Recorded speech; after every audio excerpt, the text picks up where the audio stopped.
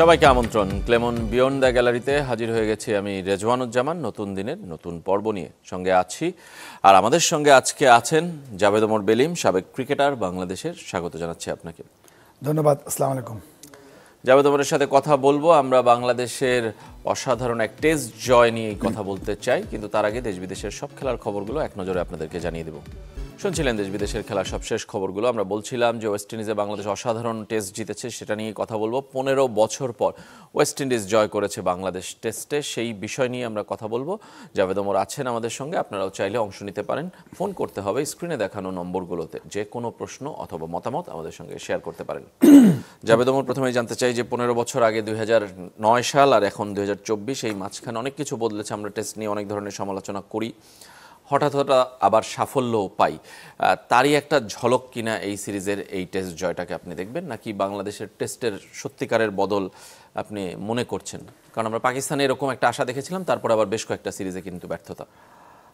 না, যদি পরিসংখ্যান বলছে যে এটা ঝলক, কেন আমরা যেভাবে টেস্ট ম্যাচ যাওয়া দরকার ছিল, 24 বছর চলছে আমাদের টেস্টে, তো প্রথমে তো স্ট্রাগলিং করছি, তারপর আমরা এমন টেস্ট ম্যাচ জিতেছি মানে অসম্ভব। যদি আপনি নিউজিল্যান্ড বলেন, যদি ওয়েস্ট ইন্ডিজ বলেন, আপনি আরও টেস্ট ম্যাচ বলেন, কিন্তু তারপরে যে আমাদের, যেটা আমি অনেকবার বলি, যে তারপর যে আমার কনসিস্টেন্ট, মানে আমরা হারতেই পারি কিন্তু এত বাজেভাবে হেরেছি। অনেকে হয়তো 2-1টা ম্যাচ হতে পারে, কিন্তু আমরা ভেরি মাচ যেমন টপ পারফরমেন্সে কনসিস্টেন্ট না, আবার খারাপ যে মানে এত খারাপ ওটা কনসিস্টেন্ট।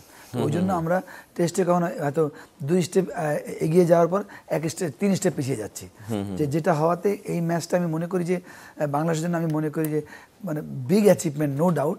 বাট স্টিল আমি সবসময় একটা কথা বলি যে আমাদেরকে স্টিলটা আর্লি টু স্পিক। কেন আমরা এরকম অনেক ইতিহাস হয়েছে আমাদের, যদি গত 15-20 বছর দেখেন যে আমরা কিন্তু এইভাবে যাচ্ছি। আমরা চমৎকার খেলে নিউজিল্যান্ড টেস্ট যদি দেখেন, আপনি পাকিস্তানের সিরিজ যদি দেখেন, আউট স্টেজ যদি আজকে এই ম্যাচটাও দেখেন, যেভাবে আমরা বাজে নোটে স্টার্ট করেছিলাম এই টেস্ট ম্যাচ, যেটা প্রথম ইনিংস সহ, মানে ওয়েস্ট ইন্ডিজের প্রথম টেস্ট ম্যাচ, এটার এর প্রথম ইনিংস, ইন্ডিয়া সিরিজ, সব কিছু, সাউথ আফ্রিকা, সব কিছু মিলিয়ে ওই জায়গাটায় আপনি এত বড় অ্যাচিভমেন্ট, ভেরি মাচ মানে কনফিডেন্স লুকস।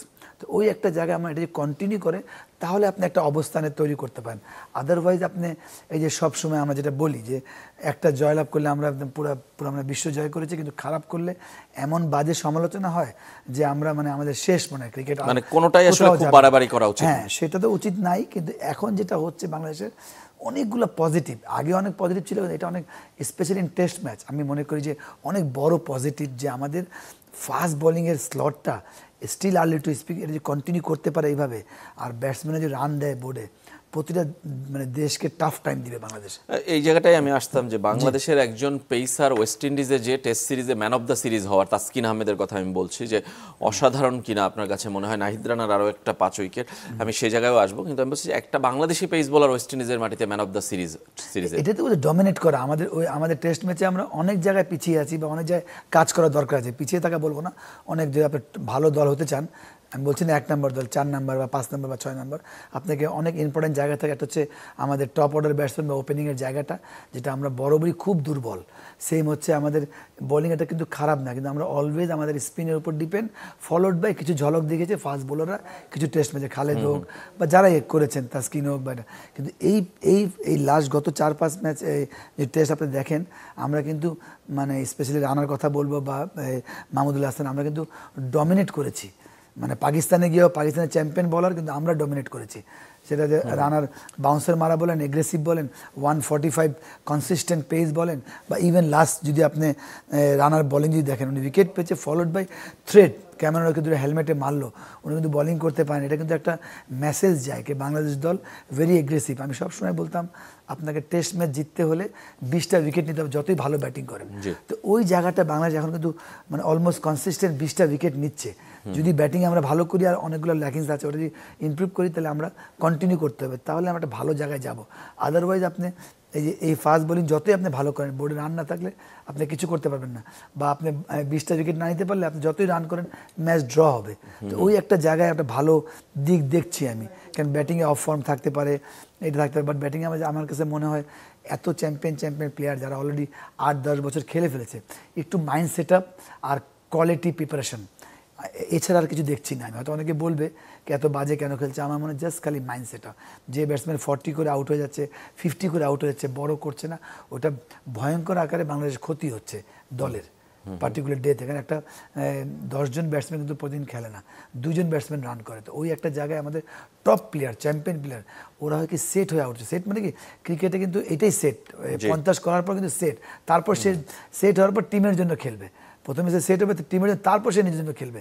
তো ওই একটা জায়গায় আমরা খুব পুয়ার ব্যাটিং করছি, আমি বলছি না খারাপ ব্যাটিং করছি, ভালো ভালো ব্যাটিং করে। যদি আপনি সাদমানের কথাই দেখেন বা ও যে 3-4 জন ওপেনার, কেউ খেলছে কেউ খেলছে না, ওদের সবাই কিন্তু একসাথে বাংলাদেশ টপ অর্ডার কখনোই বড় স্কোর করতে পারছে না। না, যে কোনো ইভেন মমিনুল বড় ক্ষমতা রাখে, উনিও 50 করে আউট হয়ে গেছেন, বা সাদমান ইন্ডিয়া সিরিজে 50 করে পরে আউট, 65 করে আউট। ওইটা যখন একটা টপ অর্ডার ব্যাটসম্যান যখন বড় রান করে, মানে 106 করলে ফাইন, কিন্তু যদি ওটা যদি 170 হয় তাহলে পুরো খেলার মানে টোনটা সেট হয়ে যায় প্রথম 2 দিনেই। তো ওই জায়গাটা আমরা টপ খেলে ভালো খেলে এন্ড অফ দ্য ডে আমরা ওটা আর সার্ভাইভ না করাতে আমাদের মানে ওই মানে ডিজাস্টার হয়ে যায়, মানে একদম মুখ থুবড়ে পড়ে যায়। সুযোগ আসছিল, ওটা আমরা কাজে লাগাইনি, স্পেশালি ব্যাটিংয়ের কথা বলছি।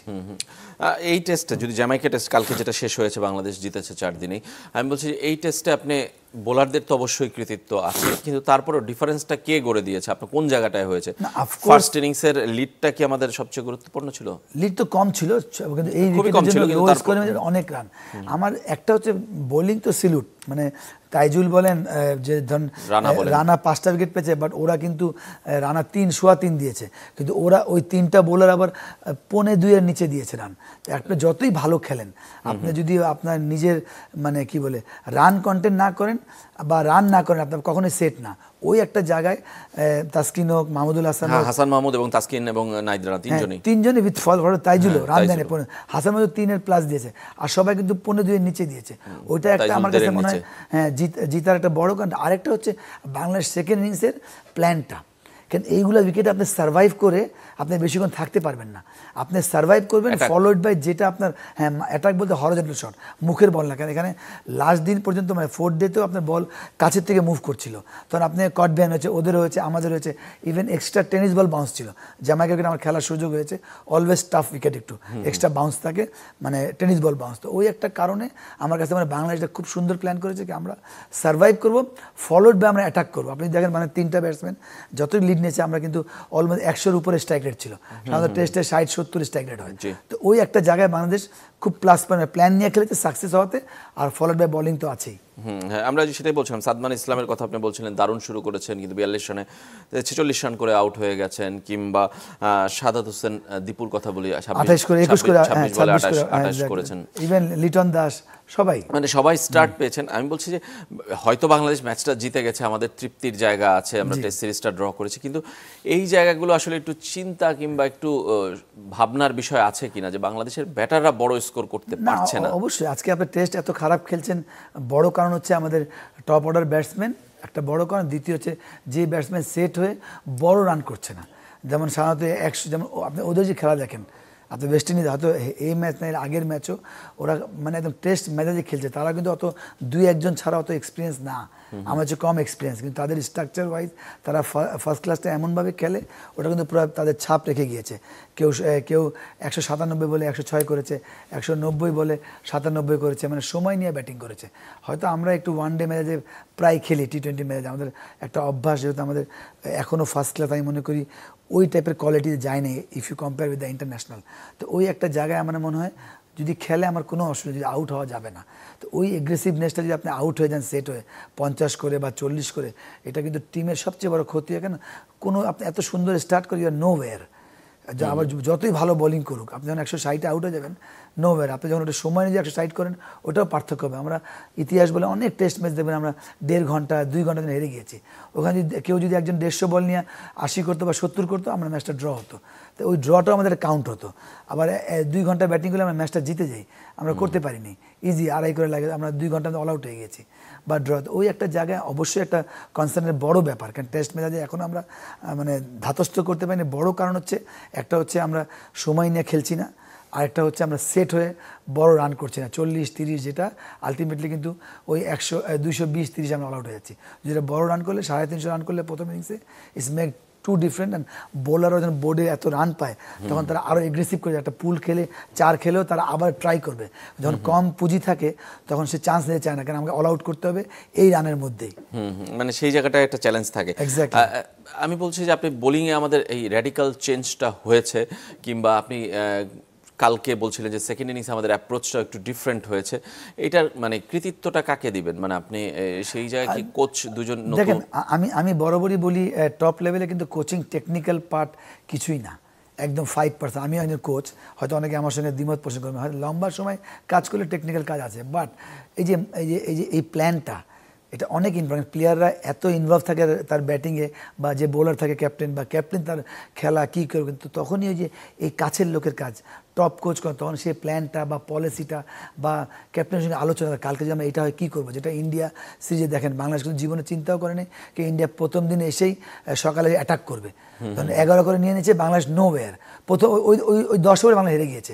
সেম আজকেও ওয়েস্ট ইন্ডিজ চিন্তা করছে, বাংলা হয়তো প্ল্যান করেছে কি আমরা এখানে সার্ভাইভ করছি। আমি আগের একটা টক শোতে বলেছিলাম যে বাংলাদেশ এখানে সার্ভাইভ করে জিততে পারবে না, সার্ভাইভ করবে ফলোড বা হরিজন্টাল শট খেলবে, যেটা স্কোয়ার কাট পাবে স্কোয়ার কাট মারবে, শর্ট বল পাবে পুল করবে, বাট সামনের বলে সাবধানে খেলবে, সার্ভাইভ করে খেলবে। বাট সামনে শর্ট বলগুলো আপনাকে ক্যাপিটালাইজ করতে হবে, বাউন্ডারিজ অর অ্যাটাক, তাহলেও আপনাকে বেশি সামনে দিবে।